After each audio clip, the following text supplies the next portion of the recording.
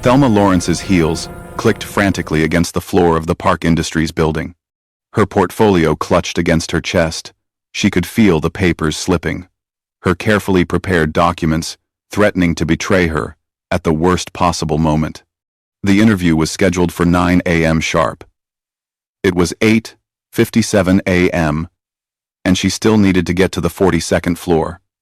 She didn't see him until it was too late. The collision knocked the breath from her lungs. Her body slammed into something solid, warm, and the portfolio exploded from her grip. Papers erupted into the air like startled birds, her resume floating down in slow motion while her references scattered across the pristine lobby floor. "Oh God, I'm so sorry. I'm so sorry." Thelma dropped to her knees immediately, scrambling to gather the papers with shaking hands. Her heart hammered against her ribs. This was exactly the kind of thing that happened to her. Always rushing, always apologizing, always making a mess of things when it mattered most. "I wasn't looking where I was going. I'm late for an interview and I'm sorry. Are you okay?" She grabbed at the papers frantically, not daring to look up at whoever she'd just bulldozed, probably some important executive. Probably someone who could have her banned from the building before she even made it to the interview. "Please, let me help you." The voice was deep, accented, and closer than she expected. A hand reached into her field of vision. Elegant fingers holding 3 sheets of her resume. Thelma's hand brushed against his as she took the papers, and something electric shot up her arm. "Thank you. I'm really sorry. I have to go." She shoved the papers back into her portfolio without organizing them, still not looking at his face. She couldn't afford to be any later than she already was. Without another word, she pushed herself to her feet and ran toward the elevator, leaving the stranger standing in the middle of the lobby, surrounded by the last few floating pages. What Thelma didn't see was the way Min-Jun Park stood frozen in place, his hand still extended where she'd touched it. She didn't see the way his eyes followed her as she disappeared into the elevator, or the way his normally stoic expression had cracked into something like wonder. His assistant, Ji Woo, approached cautiously. "Sir? Are you all right? That woman just... Who is she?" Minjun's voice was barely above a whisper. "I'm sorry, sir. Find out who she is." Minjun finally tore his gaze away from the closed elevator doors. "Find out everything. Before we dive deeper into this emotional roller coaster, I need to tell you something. This story, right here, it's going to teach you that love doesn't see the barriers we create in our minds. It's about breaking through self-doubt, fighting for what your heart knows is real, and discovering that sometimes the person meant for you shows up in the most unexpected collision. If you're new here, go ahead and hit that subscribe button because we share stories that touch your soul and remind you what real love looks like. Drop a like on this video and comment below telling me where you're watching from. Are you team love at first sight or team love takes time? Let me know. Now, let's get back to Thelma's story, because what she doesn't know yet is that her entire life is about to change. The apartment was dark when Thelma had left that morning at 7 a.m. She'd crept through the hallway like a thief in her own home, careful not to wake anyone, especially not Lisa, her stepmother. Even thinking the word made Thelma's chest tighten. 3 years. It had been 3 years since her mother died, and 2 years since her father, Marcus Lawrence, had remarried. Thelma understood loneliness. She understood her father's need for companionship after losing the love of his life to cancer. She'd even tried to be happy for him when he'd introduced Lisa, a polished woman with a bright smile and a daughter just a year younger than Thelma. "We'll be a family," her father had said, hope shining in his eyes for the first time since the funeral. "You'll have a sister, Thelma. You won't be alone." But alone was exactly what Thelma had become. The transformation hadn't happened overnight. Lisa had been kind at first, or at least neutral. But slowly, like ice forming on a winter lake, the coldness had spread. It started with small things. Maya, her stepsister, getting the bigger bedroom because she needs more space for her things. Dear. Thelma being asked to handle more of the household chores because Maya has such a demanding college schedule. The family dinners where Lisa would praise Maya's accomplishments, while Thelma's achievements went unmentioned. Her father noticed nothing. Or maybe he chose to notice nothing. He was happy again, laughing again. And Thelma couldn't bring herself to shatter that happiness with the truth. You're being paranoid. Leffing. Like 2-3. Like 2-3. Like 2-3. She'd told herself countless times. It's an adjustment period. Give it time. But time had only made things worse. Last week, Thelma had come home to find her mother's jewelry box, the one precious thing she had left sitting in Maya's room. On Maya's dresser, her stepsister wearing her mother's pearl necklace like it was a casual accessory. Oh, Mom said I could borrow it, Maya had said with a shrug when Thelma confronted her, her voice syrupy sweet. It's not like you ever wear it. You don't really go anywhere fancy enough for pearls, do you, Thelma? The disrespect. The casual cruelty. It had been building for months, and Thelma had finally reached her breaking point. She couldn't tell her father. She wouldn't be the reason his marriage fell apart. But she also couldn't live like this anymore. Walking on eggshells in the home where she'd grown up, where her mother's memory was being slowly erased by new family photos that somehow never quite included her in the center. So, she decided to find a job. A real job, with a real salary. Something that would let her move out, get her own place, start her own life. Let her father have his happiness without her being the source of tension in his household. Park Industries had been a long shot. She'd sent her resume on a whim, never expecting a callback. But 3 days ago, her phone had rung. Miss Lawrence? This is Park Industries' HR department. We'd like to invite you for an interview. The position was for a junior analyst in their marketing division. Entry level. But with one of the most prestigious companies in the country. The salary alone would be enough to afford a modest studio apartment within 3 months of saving. It was her ticket out. Her chance at independence. And she'd almost ruined it by crashing into some poor businessman in the lobby like a complete disaster. The 42nd floor was sleek and intimidating. Glass walls, modern furniture, and people in expensive suits moving with purpose. Thelma smoothed down her blazer, suddenly aware of how off the rack it looked compared to the designer labels surrounding her. Her hair, which she'd carefully styled that morning, probably looked wild after her sprint through the lobby. A young woman with a tablet approached, her smile professional. Right this way, please. You're right on time. Relief flooded through her. Despite everything, she'd made it. The interview room was smaller than she expected, with a long table and 3 interviewers already seated. 2 women and 1 man, all holding copies of her resume. Thelma took the seat across from them, folding her still trembling hands in her lap. Miss Lawrence, thank you for coming in. The older woman in the center spoke first. I'm Director Kim, head of our marketing division. This is Manager Choi and Senior Analyst Park. We've reviewed your application, and we're impressed with your educational background. Can you tell us why you're interested in Park Industries?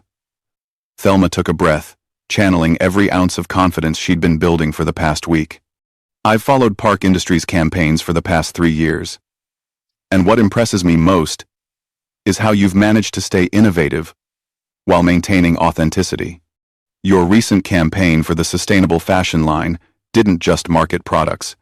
It started conversations. That's the kind of marketing that matters. Marketing that means something. Director Kim's expression softened slightly. Good sign. The interview continued. Questions flowing about her experience, her skills with various marketing platforms, her ability to work under pressure. Thelma answered each one with growing confidence. She was good at this. She knew marketing, understood consumer psychology, had spent countless nights studying case analyses and campaign strategies. She was holding her own. Then the door opened. Thelma's words died in her throat.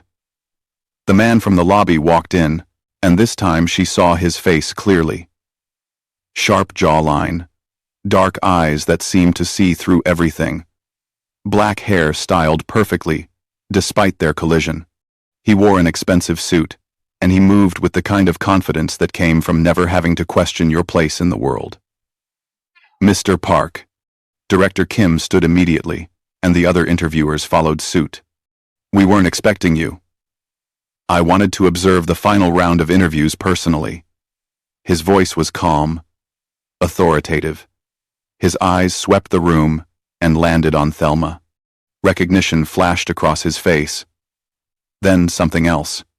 Something that made Thelma's stomach flip. Please, continue. I'm just here to observe. He took a seat at the end of the table, his gaze never leaving Thelma's face. Thelma's mind raced. Mr. Park.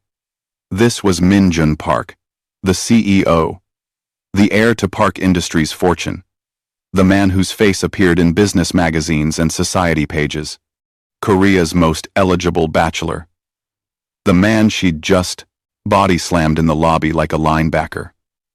Her career was over before it had even started. Miss Lawrence? Director Kim's voice pulled her back. Are you all right? I won. Yes, I'm fine. Sorry. The question was about handling multiple projects simultaneously. Can you walk us through your process? Thelma forced her brain to function. She answered the question, then the next one, and the next. But she was painfully aware of Min-Jun's presence, his dark eyes watching her every movement, every word. Was he angry about the collision?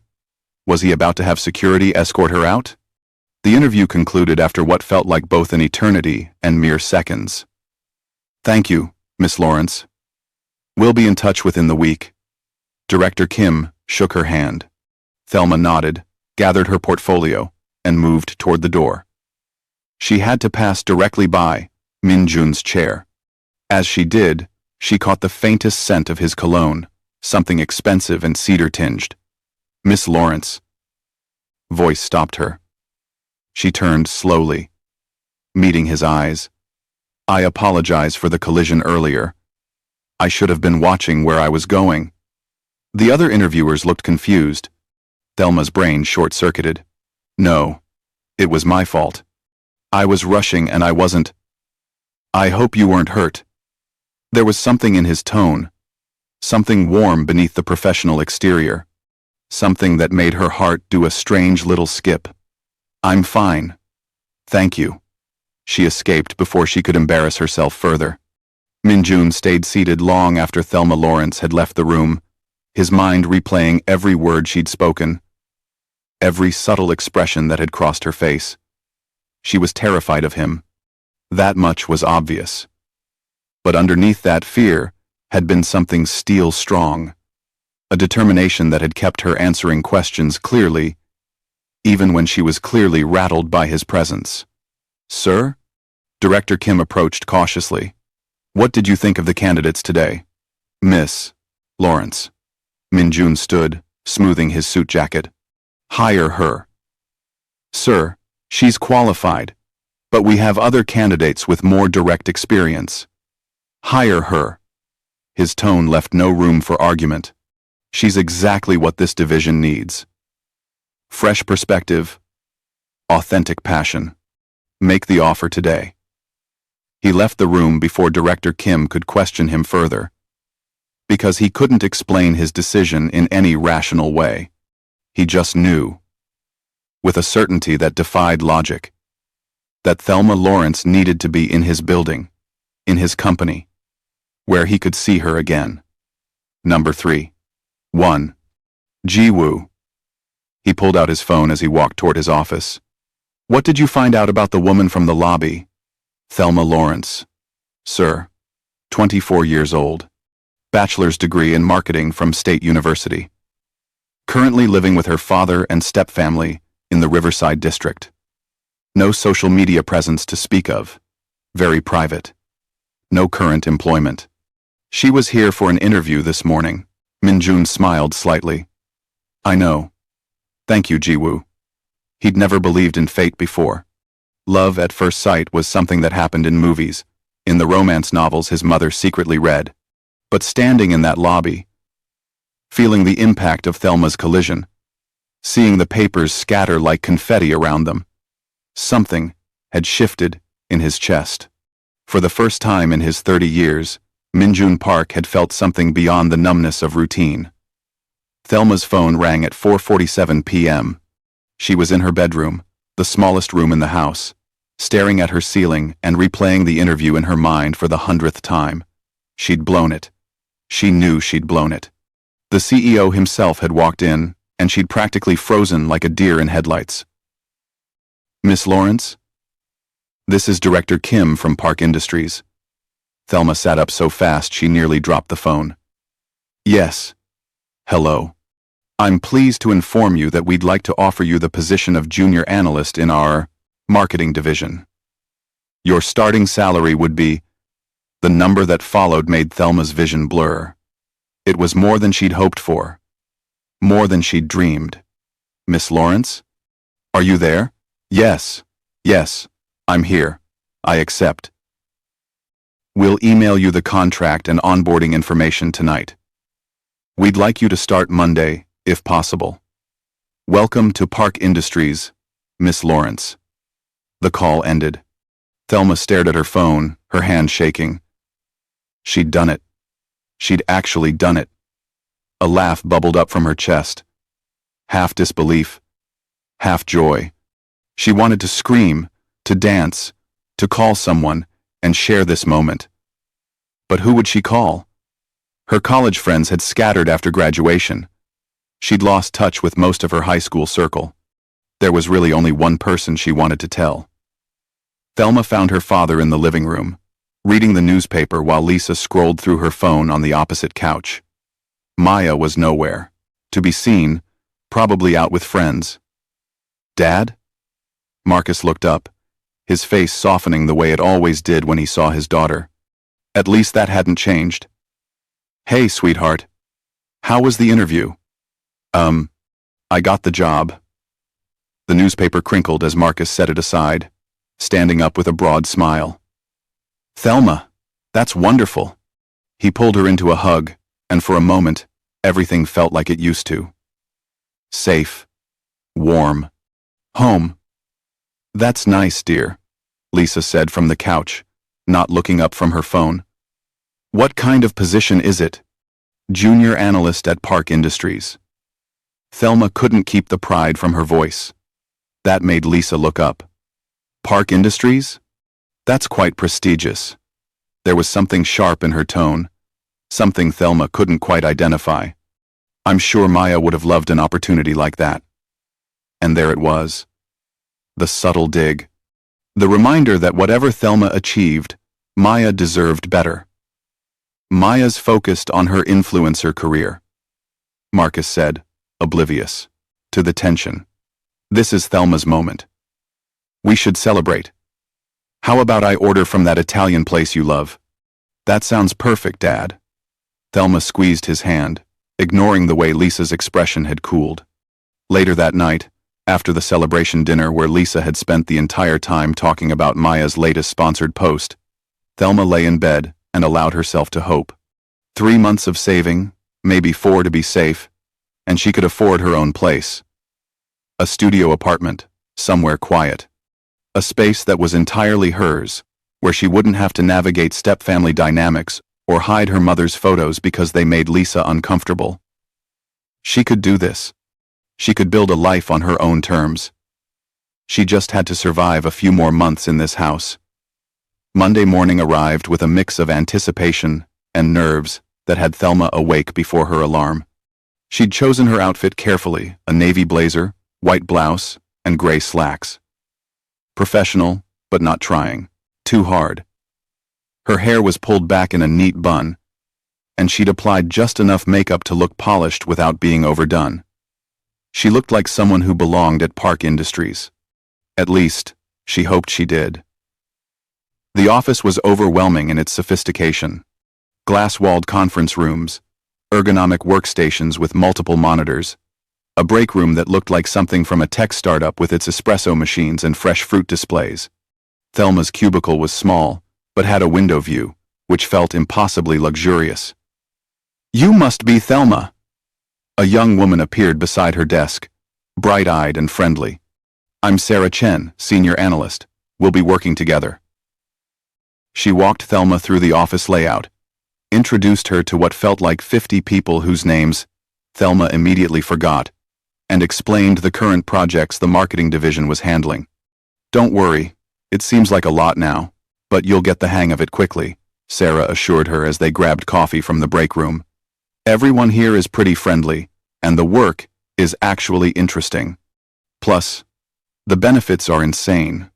Full health coverage, gym membership, stock options.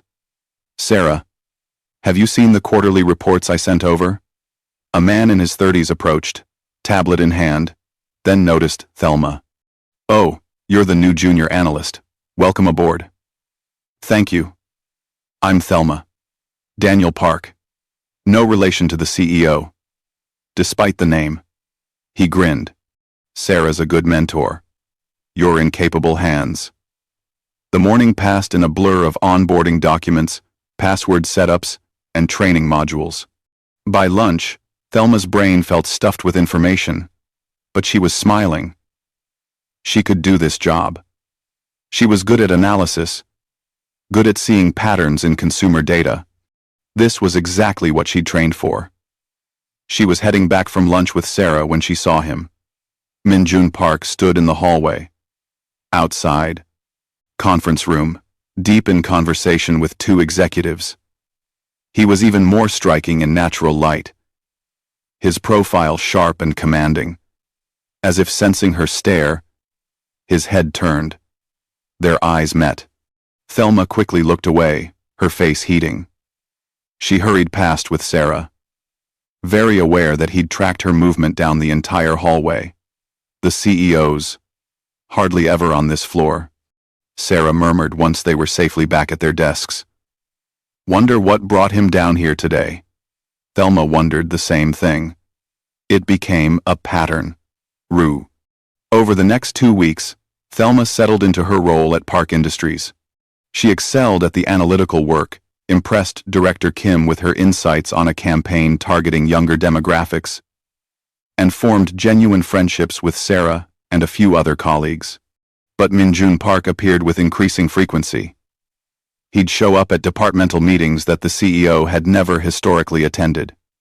He'd walk through their floor, ostensibly checking on various projects, but his path always seemed to take him past Thelma's desk. Once, he'd brought coffee to a morning briefing, expensive lattes from the artisan shop 2 blocks away, and had personally handed Thelma hers with a quiet, "Good morning, Miss Lawrence." The office was starting to notice. "Girl, the CEO has been on our floor more in the past 2 weeks than in the entire year I've worked here," Sarah whispered during a break. "And he keeps looking at you. Tell me you've noticed." "You're imagining things." Thelma kept her eyes on her computer screen. "I am not imagining things. Half the office is gossiping about it." Apparently, he's never shown interest in anyone before. Like, ever. He's turned down celebrities, business heiresses, women who make Victoria's Secret models look plain. But he's bringing you coffee. He handed you yours personally and said your name. He didn't even make eye contact with the rest of us. Thelma's heart was doing that strange, fluttering thing again. She wanted to dismiss it, to chalk it up to coincidence or professional courtesy. But there was something in the way Minjun looked at her, something intense and focused that made her feel seen in a way she'd never experienced before. It was terrifying. Men like Min-Jun Park didn't look at women like Thelma Lawrence. He was a billionaire CEO from one of Korea's most powerful families. She was a girl from Riverside who'd grown up in a modest middle-class home and was currently sleeping in the smallest bedroom of a house where she wasn't wanted. They existed in completely different universes. Whatever Sarah thought she was seeing, it couldn't be real. But if it wasn't real, Thelma couldn't explain what happened that Friday evening. She'd stayed late to finish a competitive analysis report, the office nearly empty as the sun set outside her window. She was so focused on her work that she didn't hear footsteps approaching until a voice spoke directly behind her. "You shouldn't work so late on a Friday." Thelma jumped, her hand flying to her chest. "Mr. Park, I didn't hear you come in." Minjun stood beside her cubicle, his suit jacket gone, his sleeves rolled up to his forearms. He looked less like an untouchable CEO and more like a regular person who'd also had a long week. Somehow, that made him even more attractive. "I apologize for startling you."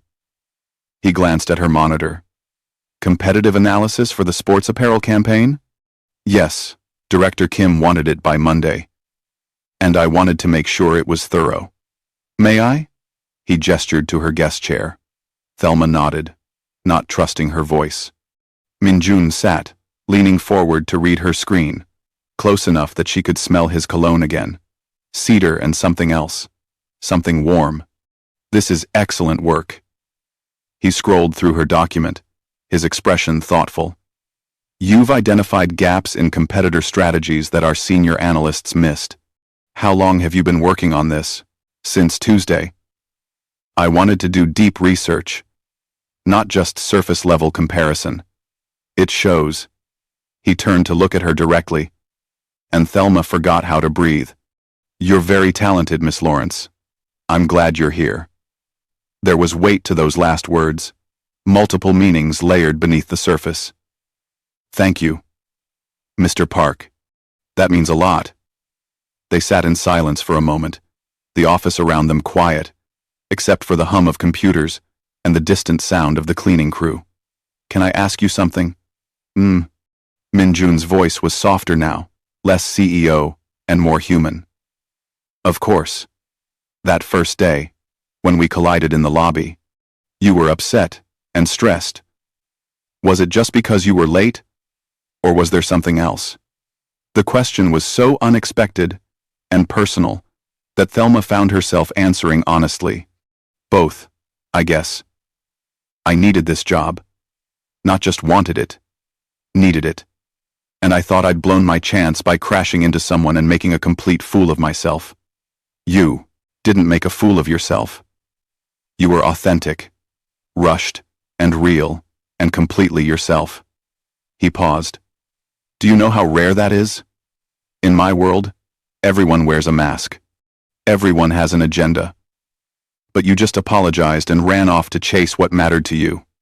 I found that remarkable." Thelma's throat tightened. "I'm not remarkable. I'm just trying to build a life."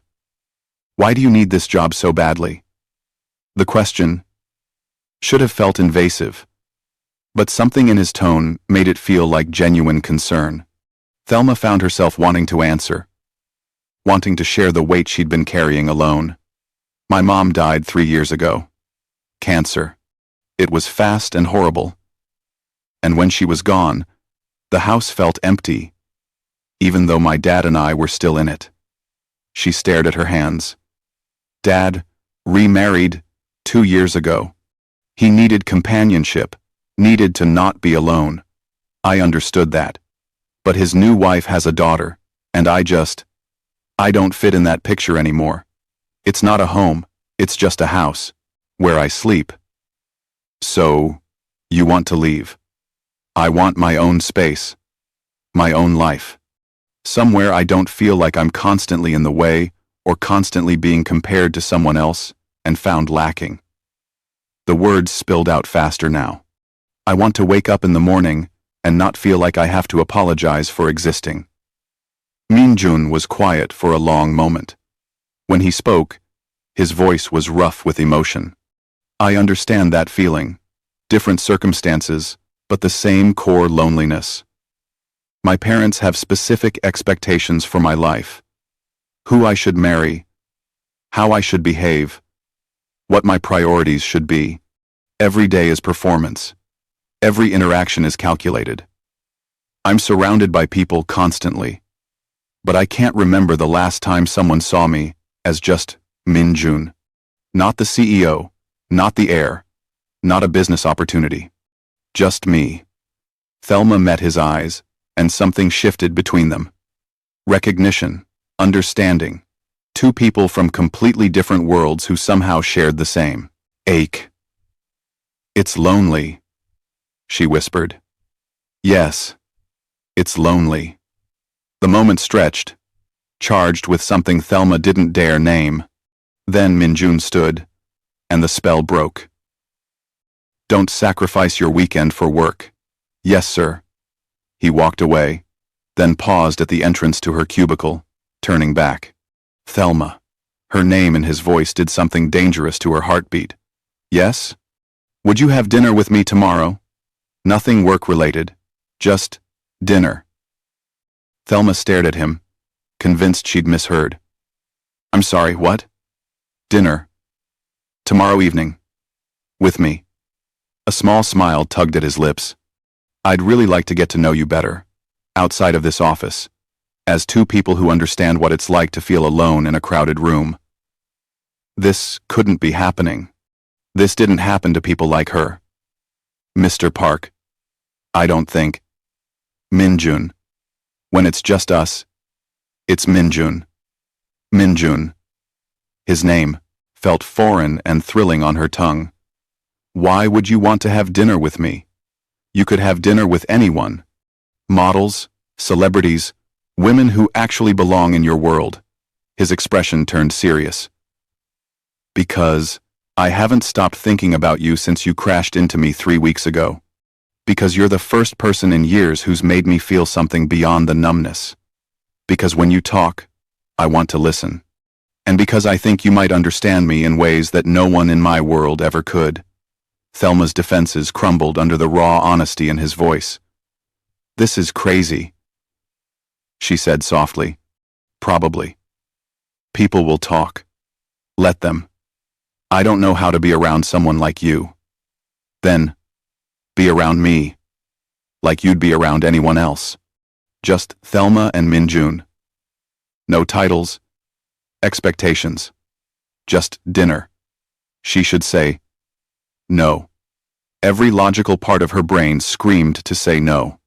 But her heart, the part that had been lonely for so long, whispered, yes.